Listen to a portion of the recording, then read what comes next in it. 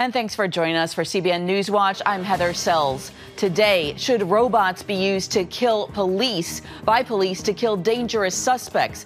It's a hot topic up for debate in San Francisco. We'll bring you the details. Plus, they call him the hero of Israel. He was a hero. He was a warrior, you know. He was a first responder, but the best we have. We'll show you how Sergeant Amir Hori gave his life to protect the residents of a Jewish town. Then later, former NFL safety Doug Middleton shares the tragic story of the death of his best friend. I was in shock. Like I just couldn't believe it, because it's like I just talked to my best friend the day before. Like, you know, there's no way that he took his own life. See how Middleton is now making it his mission to end America's mental health crisis. All these stories and more are coming up next from the CBN Newsroom. This is CBN NewsWatch. And we begin this half hour with the city of San Francisco putting a hold on a robot policy that would allow police to use them for deadly force. The move came after fierce pushback. Brody Carter has more in our top story.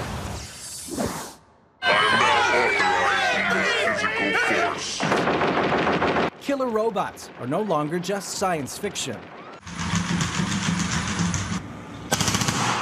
Defense technologies like this robot equipped with a tactical rifle, produced by Ghost Robotics, show just how far technology has come. In San Francisco, police want to use lethal technology in the field. And while the department says it has no plans to use robots with guns, it wants to use robots equipped with explosives. We have it as a tool in the event that we do have time, that we don't have to go in and stop the threat immediately, that we have secured the scene, and we weigh out, do we want to risk lives and the public by getting ourselves exposed to the suspect, or can we send a robot in to deal with it? Definitely either. 11 ayes. Thank you. Motion carries unanimously. San Francisco supervisors approved a measure last week to use robots with deadly force. Defund the police! Defund the police! 1 week later, amid public outcry, the controversial policy was removed from a larger ordinance aimed at police funding. Some San Francisco officials wanted to go ahead with allowing robots to use deadly force in certain cases.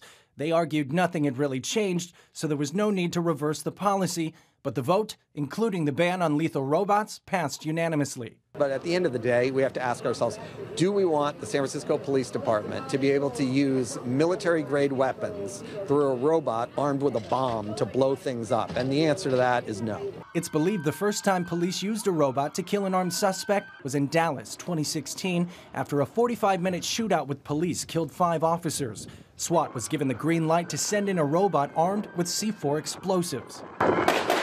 And in San Francisco today, police can still use robots to check out potentially dangerous scenes so that officers can stay back. Though robot technology for law enforcement has become more widely available, police across the country rarely deploy deadly robots to kill or confront suspects. But the technology is moving ahead fast.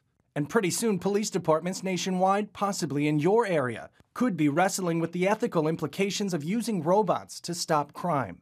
Brody Carter, CBN News. The White House has announced WNBA star Brittney Griner is free. After 10 months of Russian detainment, she is now back in the U.S. This as a result of White House negotiations releasing her in exchange for a convicted Russian arms dealer. CBN News White House correspondent Abigail Robertson has the details. The White House has been working hard to secure Brittney Griner's release ever since she was first detained in February and then sentenced to 9 years in a Russian prison on drug charges. Thursday, President Biden announced the news. She's safe. She's on a plane. She's on her way home. The price of her freedom meant the U.S. releasing Russian arms dealer Victor Bout, known as the Merchant of Death, in exchange for Griner. In 2012, Bout was sentenced to 25 years in prison after the DEA caught him in a sting operation in Thailand. He was charged with conspiracy to kill U.S. nationals and officials by trafficking weapons to terrorist organizations. I'm glad to be able to say that Brittney's in good spirits. She's relieved to finally be heading home. And the fact remains that she's lost months of her life, experienced the needless trauma. while Griner's family celebrates her release. Today, my family is whole, but as you all are aware, there's so many other families who are not whole. American Paul Whelan, who has been detained in Russia since 2018 and accused of being a U.S. spy, was once again left behind. I don't understand why I'm still sitting here. They've always considered me to be at a higher level than other criminals of my sort. And for whatever reason, I'm treated differently than another individual here from a Western country that's also on a charge of espionage. Whelan says he's being held hostage, and in 2019, he claimed a prison guard assaulted him. If a message could go to President Biden that, this is a precarious situation that needs to be resolved quickly. His family worries how much longer he'll be able to survive the Russian labor colony. I think it's become clear that the U.S. doesn't have any concessions that the Russian government wants for Paul, and so I'm not really sure what the future holds. President Biden claims he hasn't forgotten about Whelan. This was not a choice of which American to bring home. We brought home Trevor Reed when we had a chance early this year. Sadly, for totally illegitimate reasons, Russia is treating Paul's case differently than Brittney's. President Biden says they are not giving up on securing Whelan's release and guarantees they will keep negotiating for his freedom. Reporting from Washington, Abigail Robertson, CBN News. The U.S. is dealing with a noticeable medication shortage, both for prescription and over-the-counter drugs. While some may blame the current triple-demic of illness, CBN medical reporter Lori Johnson explains these types of shortages are not new. America's healthcare system is definitely feeling the strain of a perfect storm, with 3 viruses hitting all at once. Hospitals and doctors' offices are overwhelmed with flu, COVID, and RSV patients. Our book-ahead slots absolutely fill up the day before, so we are seeing the surge. Adding to the problem, some antivirals and other medicines that can treat these and related conditions are becoming hard to find in many places. We are definitely seeing shortages in some areas of supplies of common antibiotics like amoxicillin, which is the first-line medication for things like otitis media or ear infections, as well as Tamiflu and some other medicines as well. Nationwide, parents complain about being unable to find children's Tylenol. Its manufacturer, Johnson & Johnson, issued a statement saying while there has been high demand, there is not an overall shortage. If you can't find the medication you're looking for, talk to your doctor about possible substitutions. For example, children's Motrin can sometimes replace children's Tylenol. Then there are home remedies, like the old-school fever reducer of a cold cloth on the forehead or back of the neck, where the body gets cooled most easily. Substitutions, however, aren't always available, such as with the current shortage of Adderall, commonly used to treat ADHD, or for the baby formula shortage desperate parents experienced months ago. These pharmaceutical scarcities could be due to an ongoing issue. It shows that we still have not solved the supply chain problem. This was supposed to be solved 6 to 9 months ago. Remember, Pete Buttigieg, the transportation secretary, was supposed to solve this problem. A top Biden administration health official says pharmaceutical shortages aren't their fault and have been around a long time. We have some broader supply chain issues with our medications that we've had for decades. I have seen this as a practicing clinician. I often, when I walk into the hospital, find some normal medicine that I'm used to using not available. We have got to continue working on that. We've made a lot of strides in this administration, but our work here is not done. So we have got to continue making sure that these medicines are available. So while America struggles with this triple-demic, doctors and consumers will need to be creative in making do with shortages of medications that treat these illnesses and others. Lori Johnson, CBN News. Coming up, he is known as the hero of Israel. We will tell you about the policeman who gave his life to protect the residents of a Jewish town. Stay with us.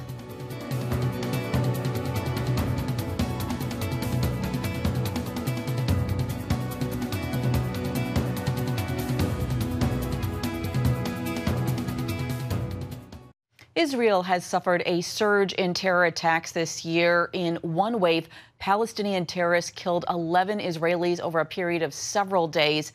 During those attacks, one policeman gave his life to protect the people of a Jewish town. That officer was an Arab who has now become a national hero. Chris Mitchell reports. They called him the hero of Israel. 32-year-old Sergeant Amir Hori died last March when he confronted a terrorist in the predominantly ultra-Orthodox town of Bnei Brak. He was a hero. He was a warrior, you know. He was a first responder, but the best we have. His commander, Lieutenant Colonel Danny Haddad, explained how Hori confronted the terrorist who was in the middle of a deadly shooting spree. He almost shoot other people, but when he saw the police officer, when he saw Amir, he turned around and shoot Amir. This is why other people saved. In the moment that happened, his friends that were with him killed the terrorist, and this is how he saved lives. Otherwise, if they were getting late a few minutes more, there are other people that were being killed. So this is how he saved life. This week in a ceremony, the Christian Friends of Magen David Adom donated a motorcycle in Hori's memory. This motorcycle is a way to remember the life and legacy of Amir Khoury, found in the words of Jesus, who said, "Greater love hath no man than he lay down his life for his friends." Through his giving his life for Orthodox Jewish people, the entire nation wept for him. Christian Friends of Magen David Adom is here to build bridges between Christians and Jews. And a lot of it is to educate and to show that we are God's children, all of us. And I felt that it was an honor for me to be able to meet this family and for us to donate a motorcycle to another first responder. Thousands of Israelis came to Hori's funeral, including many ultra-Orthodox Jews. Amir died giving his life to protect Orthodox Jews in a very contested area in Bnei Brak in Israel. He actually brought these Orthodox Jews, who may be very suspicious of Christians, to understand that there is love for the Orthodox Jew. Jerusalem Post commentator Gil Troy says the decision this Christian Arab policeman made, the location, and his subsequent death embodies the spirit of Israel. The terrorist was in a neighborhood of ultra-Orthodox Jews. And in the stereotypical Israel, you can't think of a greater gap between Israeli Arabs and ultra-Orthodox Jews. His funeral was mobbed by ultra-Orthodox Jews who came to show respect. Some of them lived in the neighborhood and some of them didn't. And it was a moment in Israeli history where people saw that we're one, and we don't define one another by our parents and grandparents and ancestors and ethnic groups. We define each other by our souls and by our common citizenship. Troy says it's a side of the country often not seen or reported. It shows what I call my sweet Israel. It shows the Israel of the soul. It shows the Israel that never makes the front pages of the New York Times and doesn't have the lead stories in CNN, but is the Israel that any tourist comes and sees. Our evangelical Christian friends who come see it and sing it with it and dance with it. And it's so important that we go beyond the headlines, that we go beyond the dualities, and we go beyond the gaps, and we work together as one and understand this is a 75-year-old miracle in the making, and it's a miracle that's about a Jewish state, a democratic Jewish state, which has room in its heart for Arabs, for Christians, for all kinds of people, because we are one. For the family, the anguish of losing their brother, son, and fiancé still leaves a void in their hearts. It's very hard what's happened with me, with my family, because my brother is dead, and what's happened with my sisters, with me, with the life with my family. First off, I want to say that Amir is an example to us all. He really did unite people. And even with all the pain and hardship that is with us every day, we don't forget this unity. His death left Amir's fiancée, Shani Shahar, with a broken heart. Wow, so much, so much. My life, it's broken. Amir is my life. Yet his legacy within Israel will live on. They saw him as a hero. Everyone in Israel knows who is Amir Khoury. They know this name because they know what he done. All the people in Bnei Brak and all the area are very grateful to him. All the police officers, the other police officers want to be the example of Amir Khoury, want to be like him. We want to be like Mike, be like Amir. Chris Mitchell, CBN News, Magen David Adom headquarters, Ramleh, Israel. Still ahead, two best friends who went down two very different paths. Former NFL pro safety Doug Middleton tells us how the death of his friend spurred him to action. Stay with us.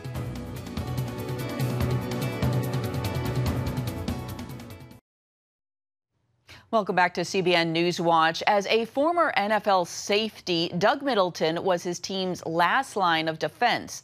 Now his goal isn't just to stop touchdowns, it is to end America's mental health crisis. Doug made this his mission after the shocking death of his best friend. When I heard that, I was in shock. I just couldn't believe it, because it's like I just talked to my best friend the day before. Like, you know, there's no way that he took his own life.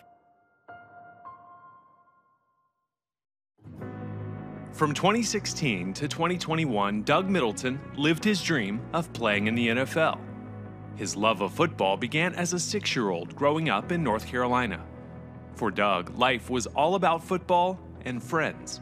As a 6-year-old kid, there was nothing that could compare to scoring touchdowns with your friends or making interceptions or making tackles. There was nothing in life that was like that. One friend in particular was like family.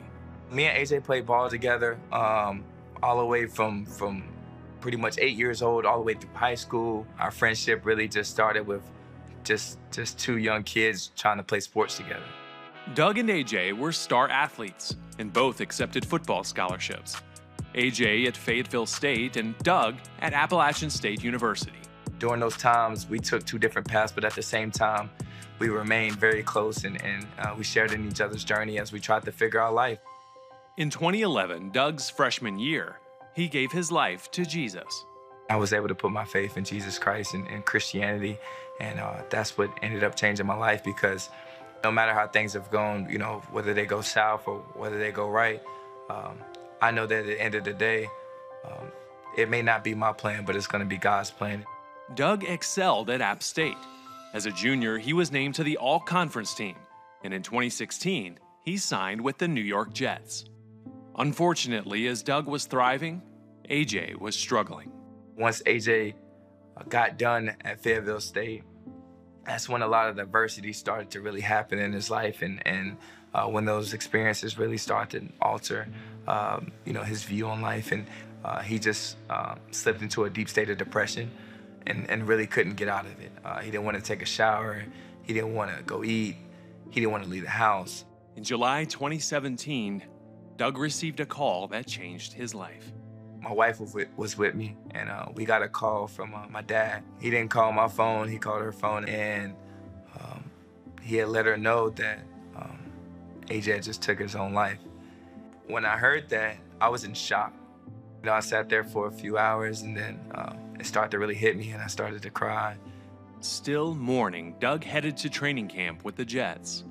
During the first preseason game, he suffered a season-ending injury. It was as if life just really hit me, because now I had lost a game that I love. I lost pretty much my brother who I've overcome any and everything with and been through any and everything with. Both of my outlets were gone, and it all happened within 1 month. And so I really you know, struggled trying to find my identity, you know, what my identity was outside the game of football. Doug met a couple who lost their son to suicide. They encouraged him to use his story to help others. They said, man, listen, you have a true story. You can help a lot of people. You have a platform. I'm not going to tell you what to do, but I think AJ didn't die for any reason. I think he died so that you can help a lot of people. And when I heard that from that couple, I felt a huge sense of responsibility. And it wasn't something that I was intimidated by, but something that I definitely welcomed. In 2017, Doug started the Dream the Impossible Foundation, bringing awareness to mental health and suicide prevention. For me, the pain of losing my best friend has flipped my life upside down and really turned him to my purpose. Today, Doug dedicates his purpose to AJ's memory. That purpose is his passion, helping others and fulfilling God's plan in his life.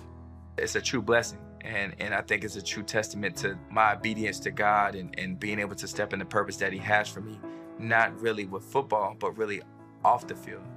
And I think that's why I've been able to continue this journey so much and continue to speak faith in other people's life, is because I listened to those directions that couple gave me when they told me that I have a duty to help other people. And I've accepted that. I've accepted that role. I've accepted the, being able to tell my story and being able to speak for others who can't speak for themselves. I just want to help others heal, and I want to be able to inspire others through my journey and through my passion for life. I want people to look at my life and say that God had a hand on my life, and that through his journey, I know that God can take me through whatever I'm going through. Coming up, a D.C. Christmas tradition you won't want to miss.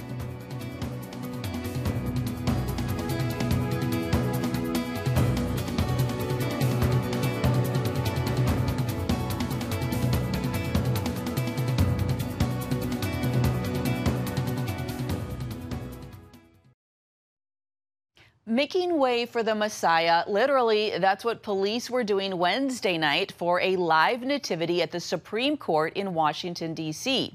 Christian outreach group Faith and Liberty stages this live experience every year, and part of their mission is to bring the gospel story to the nation's capital. This live nativity, you see Mary, Joseph, the shepherd, the wise men, the animals. It speaks to us that in the midst of pain and confusion, God is with us. The display uses live animals like camels and donkeys, along with music and scripture readings to tell the Christmas story. And that is it for this edition of CBN NewsWatch. Please remember that you can find more of our news programs on the CBN News Channel anytime or online with cbnnews.com. And also, please tell us what you think about the stories that you've seen by emailing newswatch@cbn.com, or just talk to us on Facebook, Twitter, and Instagram. We hope that you'll join us next time. Have a great day.